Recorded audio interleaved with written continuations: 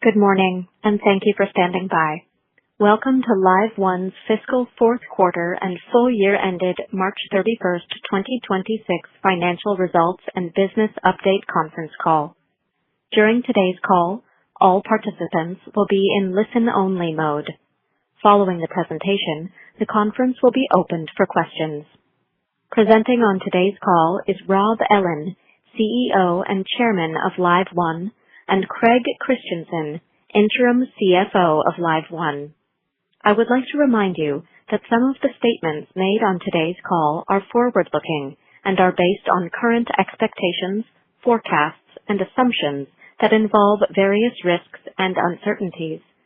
These statements include, but are not limited to, statements regarding the future performance of the company, including expected future financial results and expected future growth in the business.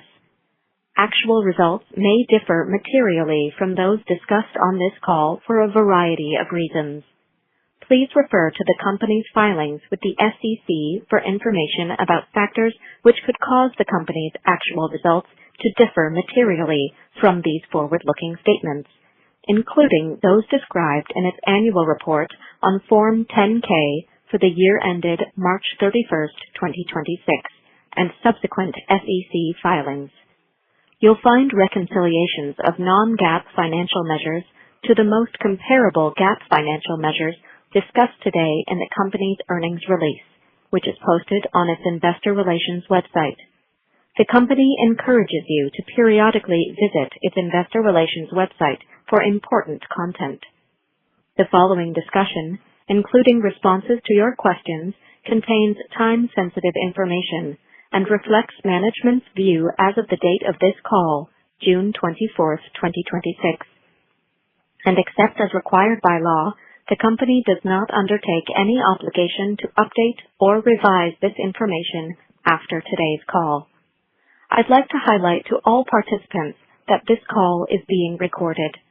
The company will make it available to investors and media via webcast, and a replay will be available on its website in the investor relations section shortly following the conclusion of this call.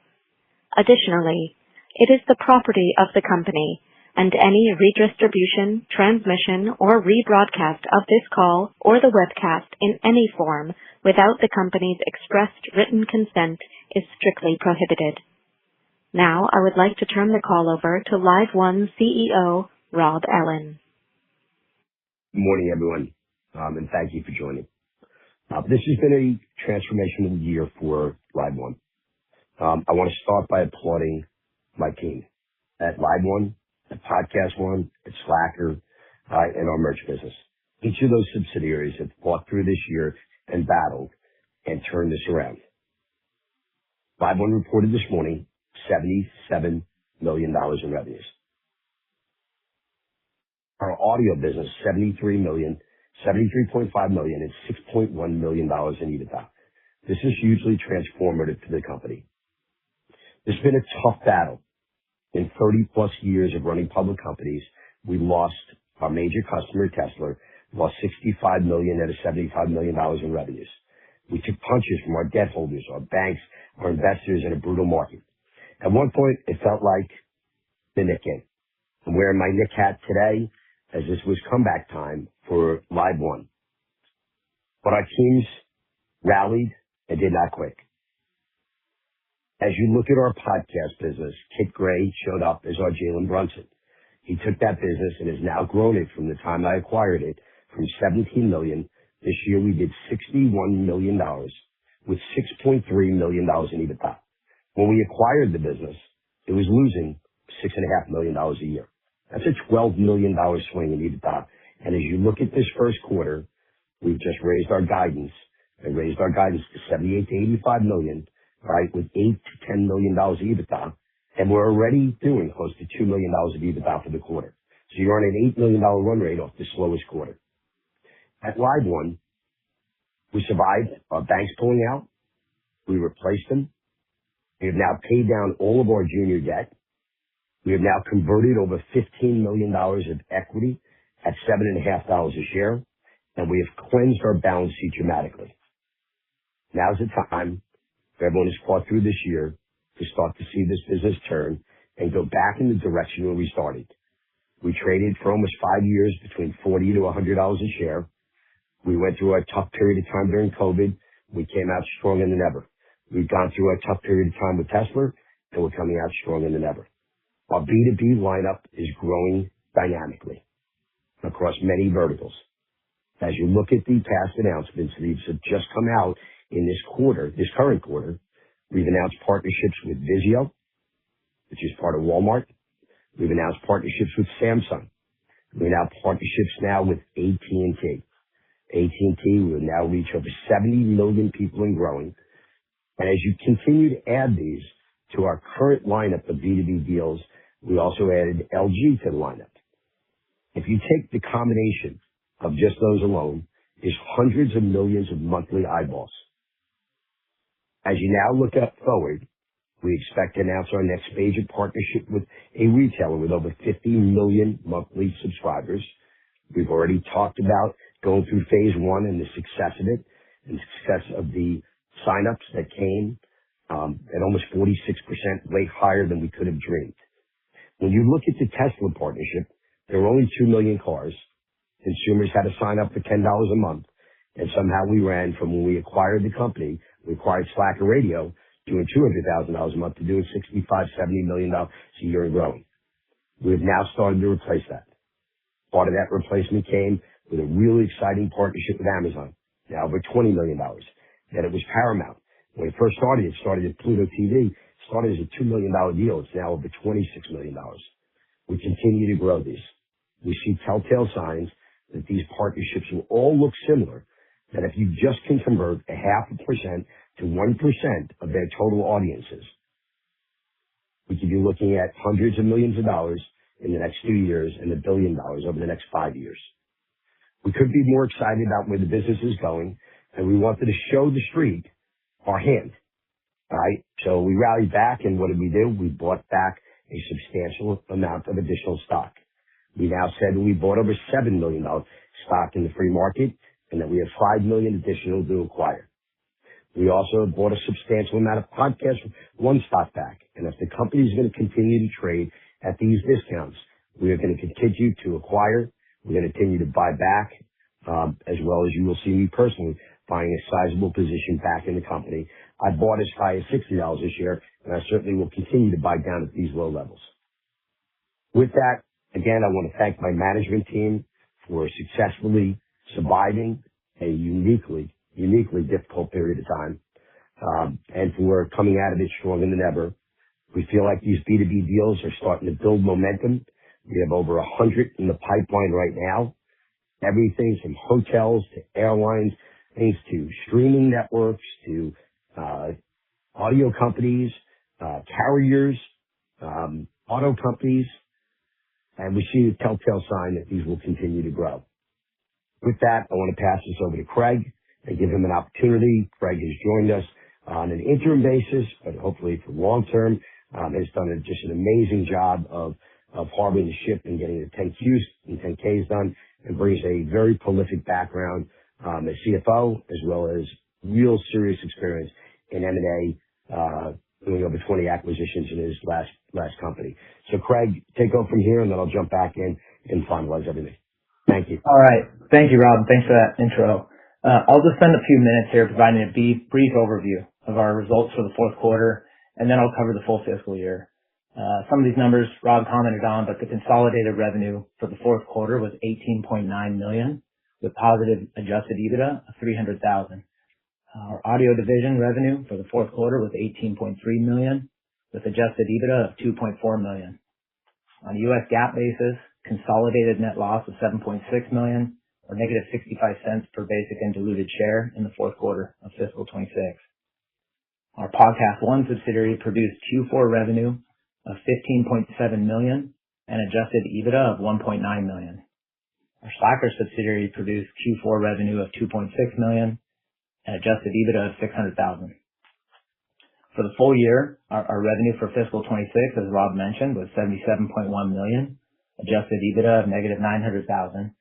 Our audio division produced full year revenue of $73.5 million and adjusted EBITDA of $6.1 million. So down at the operating level, Slacker reported full year revenue of $11.8 million and adjusted EBITDA of negative $200,000. Our Podcast One subsidiary produced record full year revenue of $61.7 million and $6.3 million in adjusted EBITDA. So as Rob mentioned, we're very pleased to report strong continued growth in our Podcast One subsidiary. We expect that to continue throughout the year. We're advancing several strategic partnerships from our business development pipeline that we believe have potential to drive long-term growth and value creation. Now in fiscal 27, we believe the company is well positioned for transformational growth, new B2B partnerships, and potential M&A transactions. So Rob, that's all I got. Back over to you. And I think you hit that great, Craig. And I think, maybe the most important line there was just at Slacker, right? His revenues are down so far, yet we took all these costs out of it and have the adjusted EBITDA as positive. So you're going to see every subsidiary in this company with adjusted EBITDA positive. You're going to start to hear us talk about at the end of the year about our $225 million, $230 million NOL. And as those NOLs start kicking in and we start talking about earnings, it's a very different game for everybody. With that, we've raised our guidance to $85 to $95 million, with $8 to $10 million of EBITDA. That is a massive, massive turn here. We fully expect that if these B2B deals continue, that we'll be looking at increasing those guidances down the line. But we think it's a great starting point coming off where we were last year and a telltale sign of where the business is headed. Craig has mentioned the potential of acquisitions. If you read the press release, we said we expect a very accretive acquisition coming imminently. We are highly confident that this is now the time to add additional podcasters, additional revenues, additional traffic, and additional talent to our platform. With that, we finished number 7 on Podtrax, so we're moving up the charts dynamically. We've been top 10 all year, and we see the really exciting times now that the company is really well positioned to complete those acquisitions. We have also, again, protected ourselves from the standpoint of we've had so many inbound calls on the company that we brought JP Morgan's bankers back in to make sure that we explore all options and protect ourselves in case a lowball bid comes in. And with that, we will continue to buy a substantial amount of stock starting next week. We will continue our buyback and show our confidence in why this company is so undervalued. As you look at the industry, I did an interview about 2.5, 3 weeks ago. I said, you're going to watch a roll up of this industry that's going to be very dynamic. We haven't seen that in media in almost 7 years. Everything from Roku being acquired at $22 billion. My close friend Charlie Collier, really exciting to see that. You're seeing Lionsgate stock more than double. You saw iHeart stock go up almost 7x. Media is back. People are waking up and realizing that it's not just media. Media is also data. And as you look at data, we have a massive amount of data. We have 250,000 hours of video content, plus we have over 500,000 hours of audio content. And each of those are growing dynamically. And I think you're going to see some of the monetization across these AI platforms. They're going to desperately need more and more data. And as you watch that acquisition of Warner at $46 billion above where Netflix was willing to pay for it, a big part of that reason, I don't know why the world's not talking about it, is that you've watched David Ellison, whose father is Larry Ellison, right, who owns Oracle, for the first time in history, take $90 billion of debt, and they say it's going to go up to $150 billion. And what is he going to need for a data business? What is he going to need to keep building his AI models? He's going to need data, and a beautiful place to get that is from content. We're well positioned that our content could monetize in a very unique way across AI, and fully expect to see some monetization coming from it almost imminently in the AI world. So with that, I'm going to open it up to questions, and I want to thank everyone for joining and their patience with us and our patience with our team, and we will continue to fight hard. And again, we see this year as a really exciting, transformational year for our company on the upside going forward. Thank you. Thank you. We will now begin the question and answer session. If you would like to ask a question, please press *1 to raise your hand. To withdraw your question, press *1 again. We ask that you pick up your handset when asking a question to allow for optimum sound quality. If you are muted locally, please remember to unmute your device. Please stand by while we compile the Q&A roster. Your first question comes from the line of Barry Sine with Litchfield Hills Research. Barry, your line is open. Please go ahead.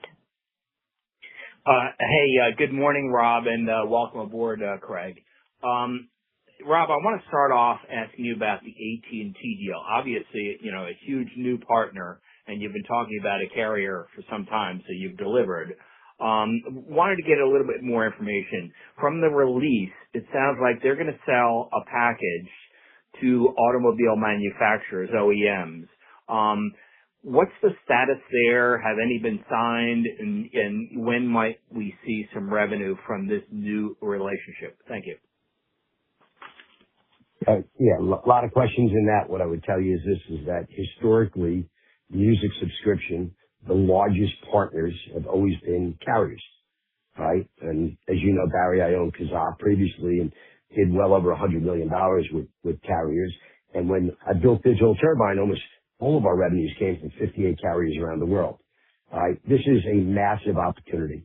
Right? This is now the opportunity every time you go in your car, all of a sudden your LiveOne app will show up in the car and you'll have an opportunity across AT&T Mobility to be able to sign up, be able to utilize and be able to drive. So there's multiple different revenue streams come from this. One is the current user, two is new users, and we are highly confident that, as you can see by the press release, not only did AT&T announce this themselves, but they put their symbol in, they put Cisco in as a partner, and they are highly confident that they're going to be a great strategic partner to help both businesses grow. And just like Tesla did, utilize music to sign up for their platform.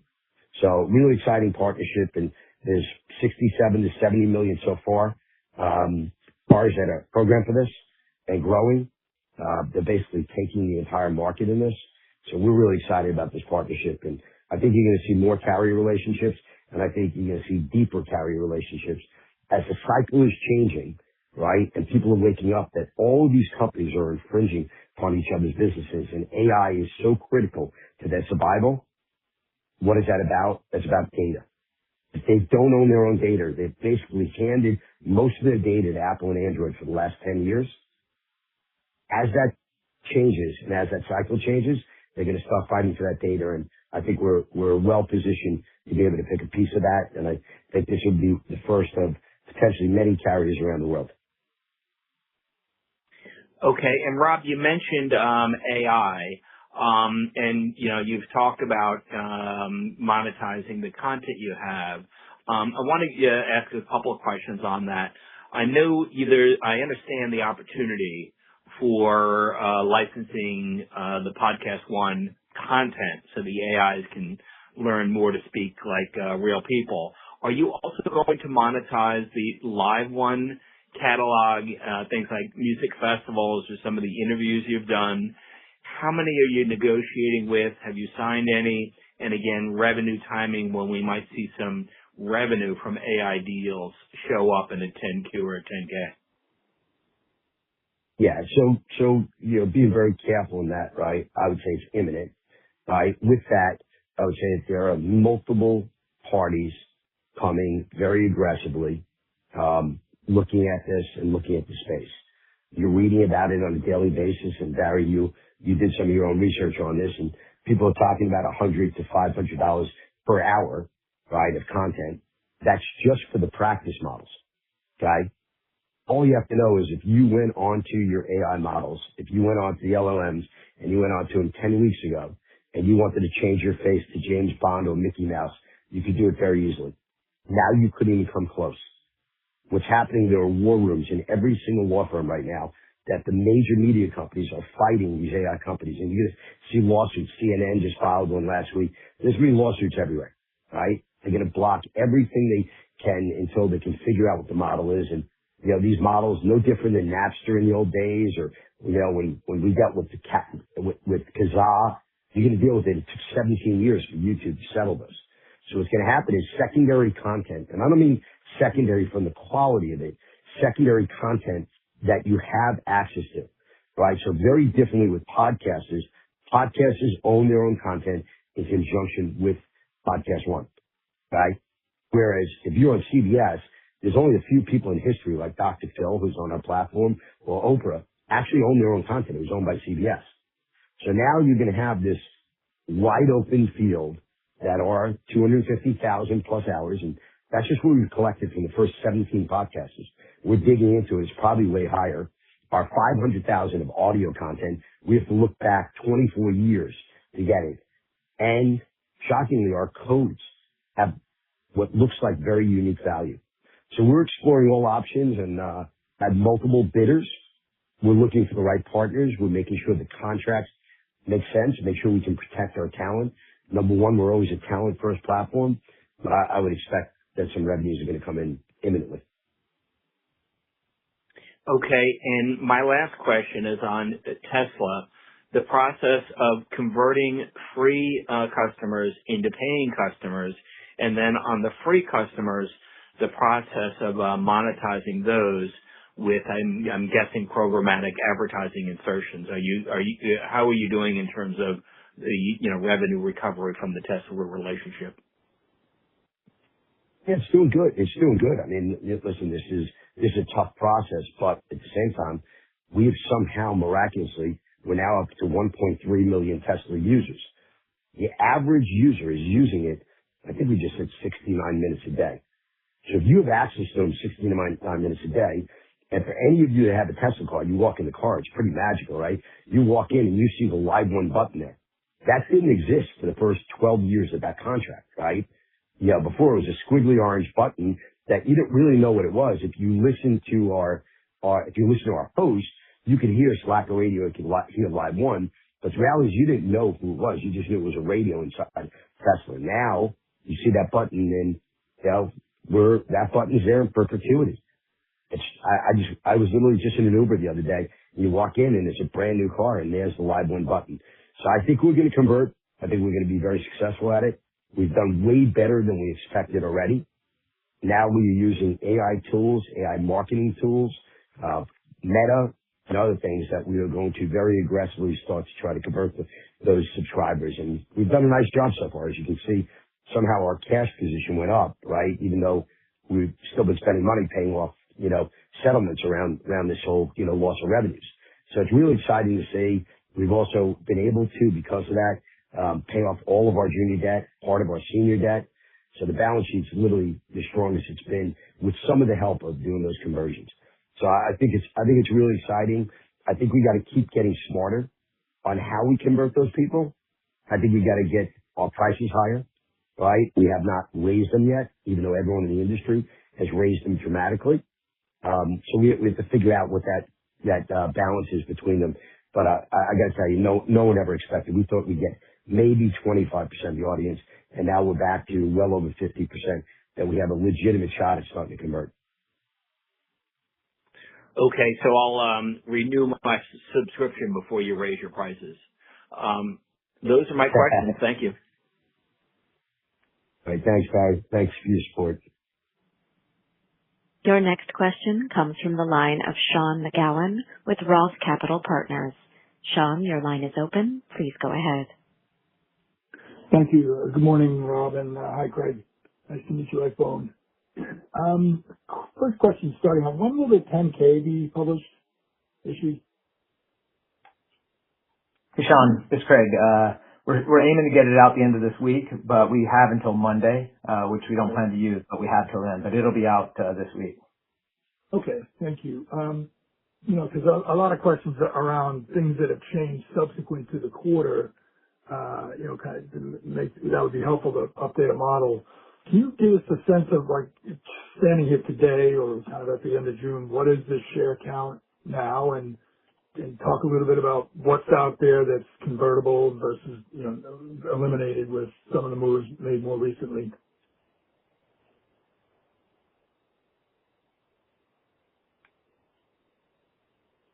Say that one more time, Sean. You cut off the end. Oh, sorry. Yeah, so about the share count as of today, taking into account a lot of the changes, that you've made to the balance sheet, in recent weeks. So like if we just take today forward, I know it's not going to be that for the first quarter, but like what's the share count today and what's still on the balance sheet that's convertible? I think most of it's convertible, has been converted.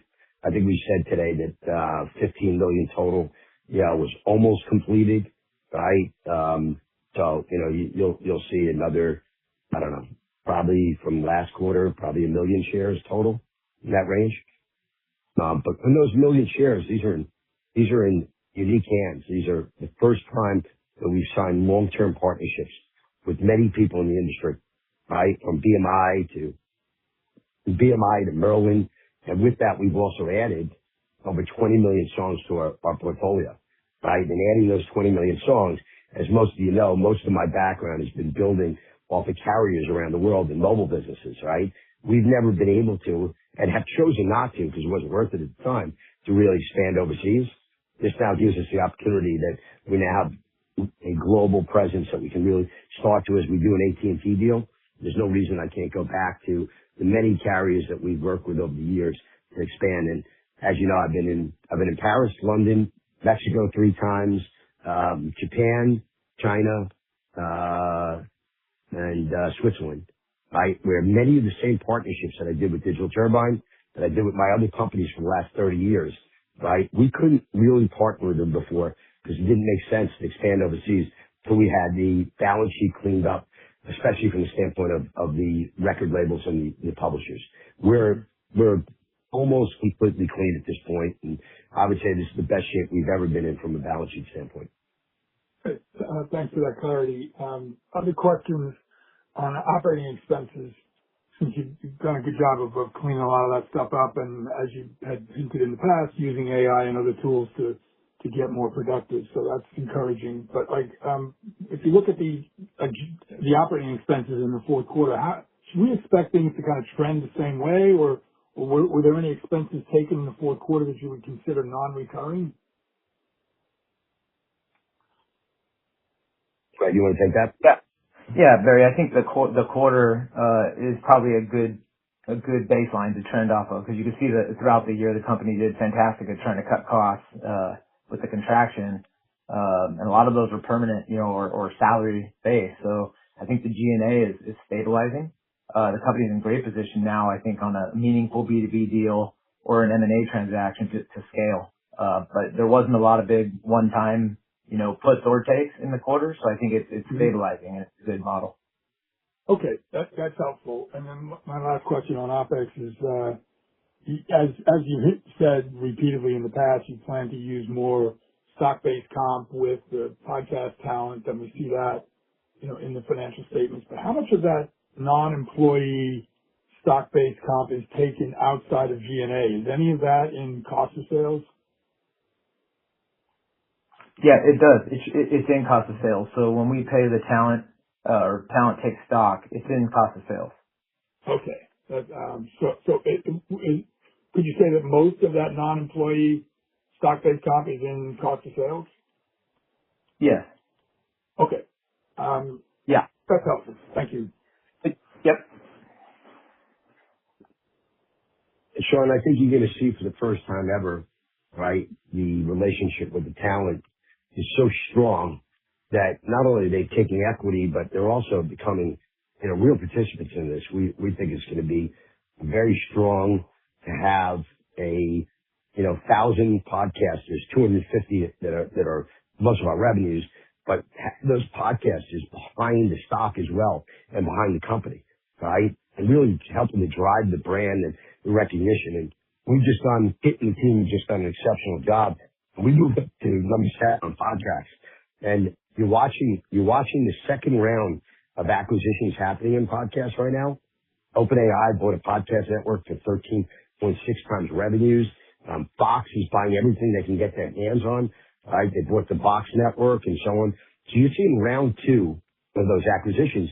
And it's not by surprise because it's no longer an audio business, right? I think when I first bought the company in 2020, I went on Adam Carolla on Fox News and said, this is not a podcast business. This is a vodcast business. And a vodcast meaning that it's going to move to video. The industry has grown from 600 million, right, to 25 billion. It's going to $100 billion over the next 7 years, right? So you're just going to see massive growth coming out of this, and we're just so well positioned, and we want to make sure that our talent is a participant in the upside. We want them all rowing in the same direction. You may have seen Adam Carolla. I put my brother on his show this morning. I'll be going on there the next week or the week after. We want to, as he goes on to Fox News, we want to be talking together as a force, right? We want to be talking as a team. And yeah, I just think we're in the strongest position with talent that we've ever been in the company, including cleaning up those balance sheets in the music side. The more we can clean up, the stronger the relationship's going to be with everyone.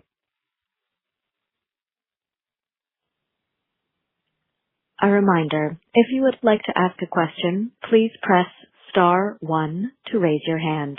To withdraw your question, press star 1 again. Your next question comes from the line of Brian Kinslinger with Alliance Global Partners. Brian, your line is open. Please go ahead. Great, thanks, and nice to see all the new B2B announcements.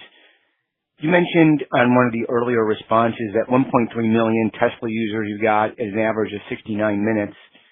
Can you quantify the number of conversions? Are you at 1% conversion? Are you at 5%, somewhere in between? And then maybe, can you talk about where you bottomed for the total business at paid subscribers and where you are today? Yeah, it's a tricky one that I don't think I can answer exactly yet, Brian, because we still lose some of the old, as cars go off the road, we lose some, right? So we lose some of those old subscribers at $3 and we gain them back at $5, right? So I don't have the exact number in front of me right now. If you don't mind, we'll talk offline. I'll try to get you an exact number on it.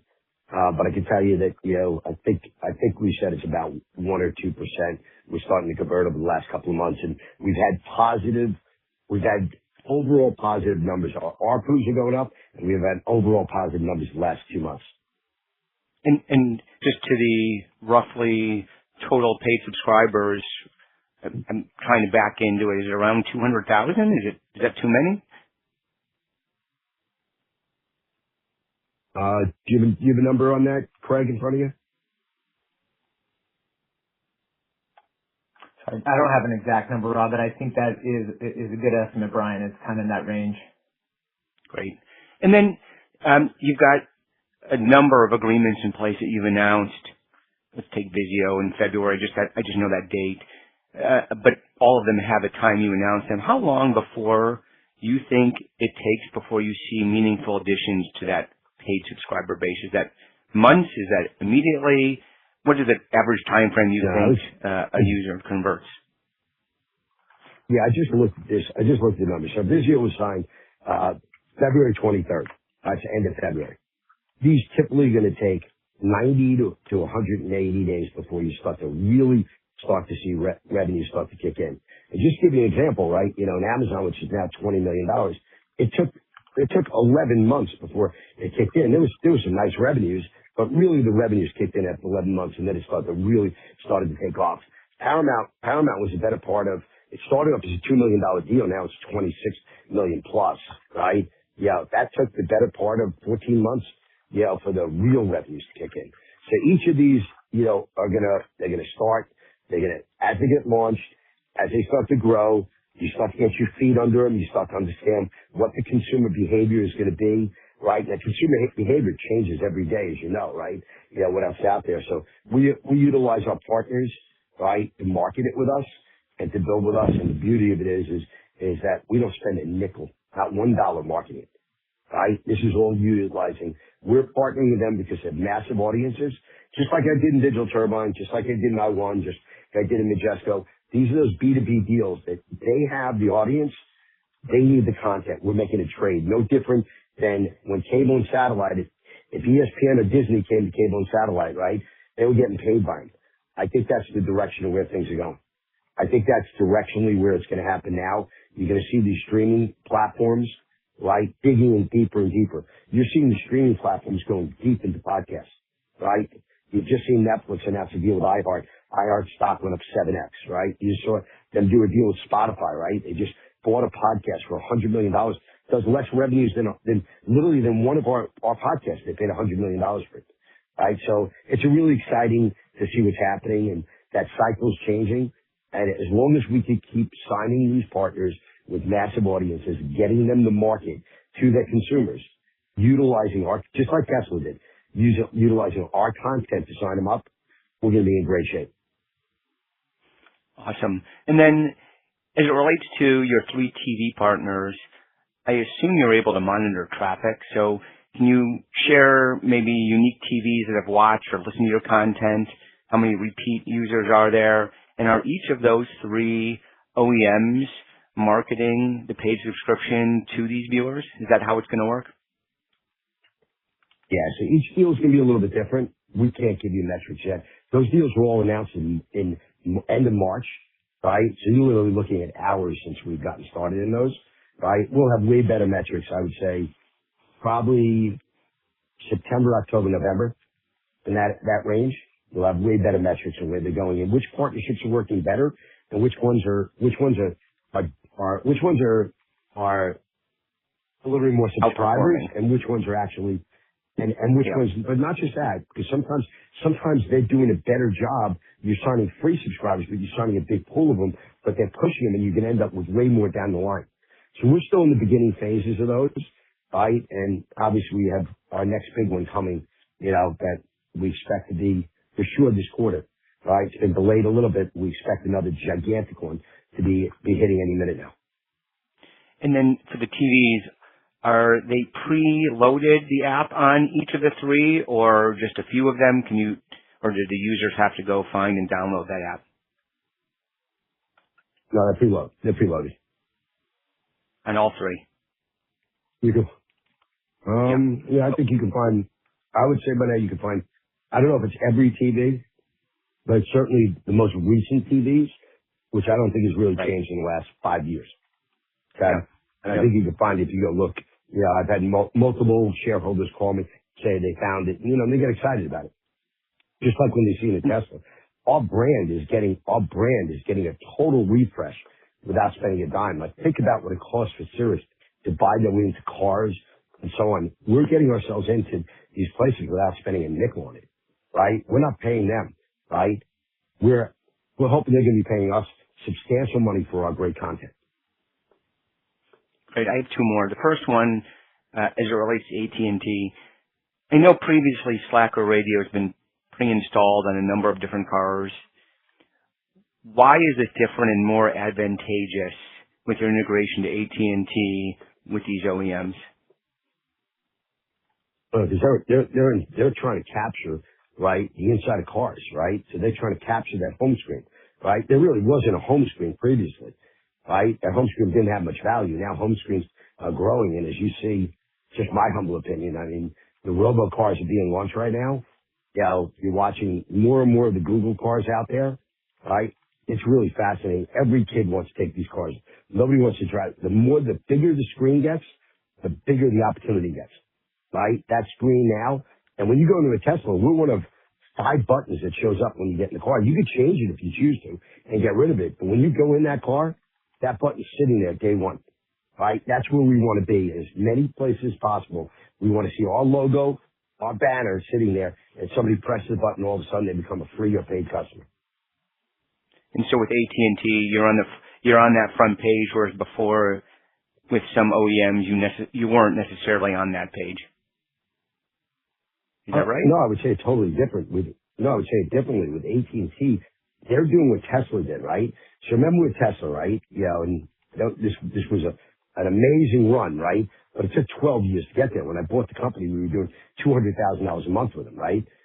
But what they did is they used the music to sign up their subscribers, right? So music is so sticky. Once you sign up, you're not going to get rid of it, right?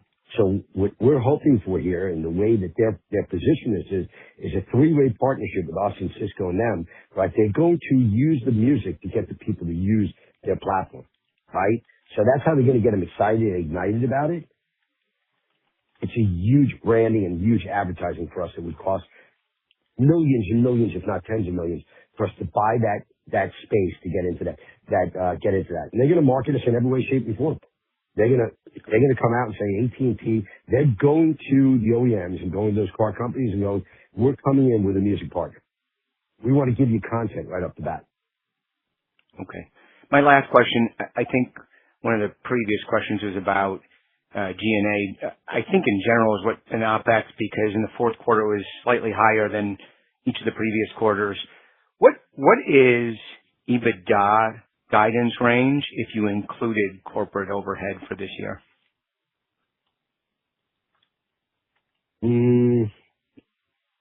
Well, I would say corporate overhead is now down to, Craig, what, about $3 million? 2.7 to $3 million? That range. You could use about that range. Okay. We'll have a lock ratio number. One of the things I have mentioned, which I fully expect to happen soon, that for the first time ever, we will be hiring. For the first time in a long time, right? We've been cutting. But I am going to be stepping down as president and hiring a world-class president this quarter, right, who has built and exited a billion to multi-billion dollar public company. So there will be some additional overhead that will be added, but that'll have to be post this acquisition. As we add this next acquisition in, right, which will be extremely accretive to revenues and bottom line, you'll see almost simultaneously right around it, you'll see a new president of the company. Great. Thanks for answering all my questions, Rob. More. Okay. Thanks, Brian. Your next question comes from the line of Sean McGowan with Roth Capital Partners. Sean, your line is open. Please go ahead. Yeah, thanks. Thanks for the chance for a follow-up. I just kind of circling back on your comments on the expected ramp up, toward the end of the year of some of these deals, if they take 90 to 180 days. I take from that we should expect, a lot of this incoming revenue to be back-end loaded. What does that say about the expectations for operating expenses? Will they also kind of follow a similar trend, or will they be more steady throughout the year?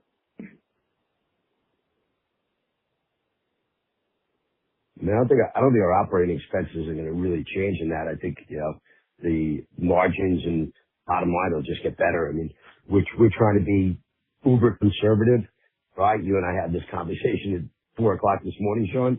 We're trying to be uber conservative about the guidance of where we're going, right?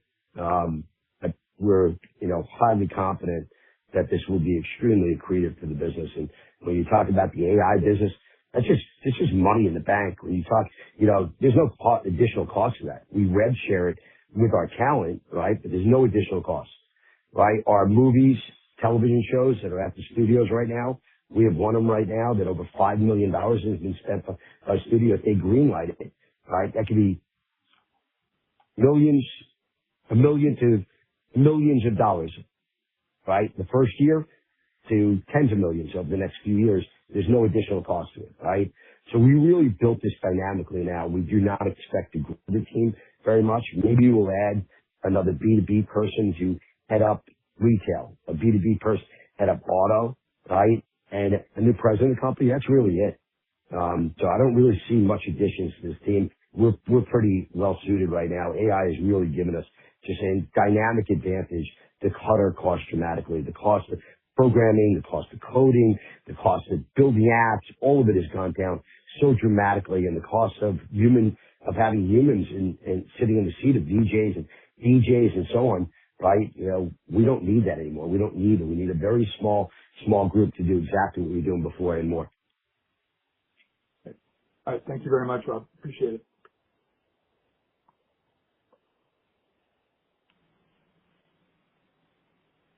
There are no further questions registered.